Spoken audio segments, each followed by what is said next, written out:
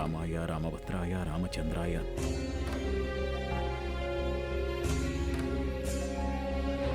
నమస్కారం అండి. అనంతాచార్యులు గారంటే? నేనే బాబు, చెప్పండి. నా పేరు వాసుదేవ్.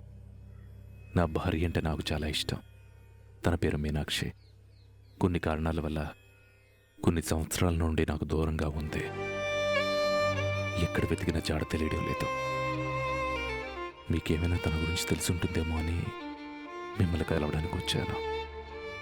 మీరు మీనాక్షి అంటున్నారు. తన రూపురేఖలు తెలియకుండా తన గురించి నేనెలా చెప్పగలను?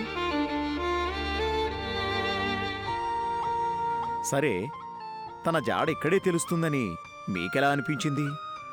తనకు పుట్టబోయే బిడ్డకి ఈ రాముల వారి సన్నిధిలో అన్నప్రాసన చేయించాలని నా మీనమ్మ కోరిక.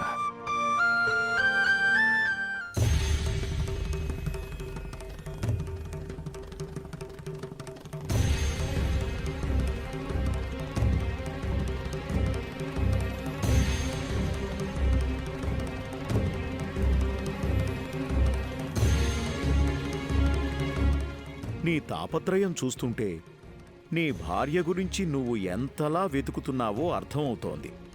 అంతా విధిరాత, దాన్నెవ్వరూ చెరిపేయలేరు. ఫోటో చూపించే నీ ప్రయత్నానికి ఆటంకం జరిగింది. కనీసం తన ఆనవాళ్ళైనా చెప్తే గుర్తుపట్టే ప్రయత్నం చేస్తాను. రాముడు నుండి దూరమైన సీతమ్మ వారిలా ఉంటుంది. తన వాళ్ళకి దూరంగా కవల పిల్లలతో వాల్మీకి ఆశ్రమంలో ఉన్న జానకీదేవిలా ఉంటుంది. ప్రేమకి ఆప్యాయతకి ప్రతిరూపంలా ఉంటుంది.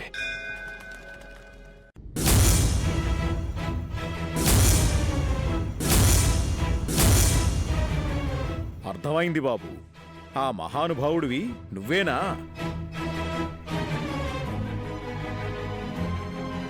సీతారాముల అవతారం లోక కళ్యాణార్థం జరిగింది. ప్రతి కథకి ఓ ప్రారంభం ఉంటుంది. ఆ కథ ముగింపునకు ఒక నాంది కావాలి. సీతమ్మవారు అడవుల పాలై వాల్మీకి ఆశ్రమానికి చేరింది. అది ఆ అవతారం చాలించడానికి నాంది.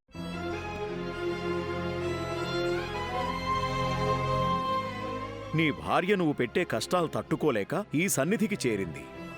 తన పిల్లలకు నేనే అన్నప్రాసన చేశాను.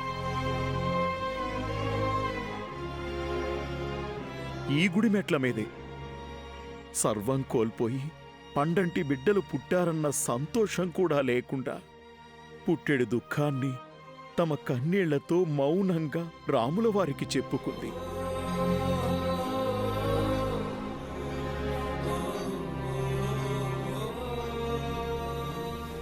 తనని చూడగానే ఏదో తెలియని తేజస్సు ఉన్నట్టుగా అనిపించింది. సమస్య ఒంటరితనాన్ని చేసిందే తప్ప గుడిమెట్లను అనాథలా ఆశ్రయించే పేదరికం కాదనిపించింది.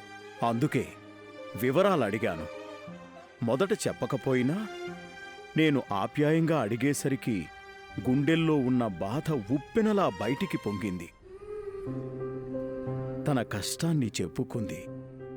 అది విని నా గుండె తరుక్కుపోయింది. రాములవారి సన్నిధిలో నేనే అన్నప్రాసన చేయించాను. పూజారి గారు, ఈ ప్రపంచంలో నాకు నా భార్య తప్ప మరెవరూ లేరు. తనే నాకు సర్వస్వం. కొన్ని అబద్ధాలు మేం దూరం అయ్యేలా చేసేయే తప్ప మరొకటి కాదు. దయచేసి తను ఎక్కడుందో చెప్పండి.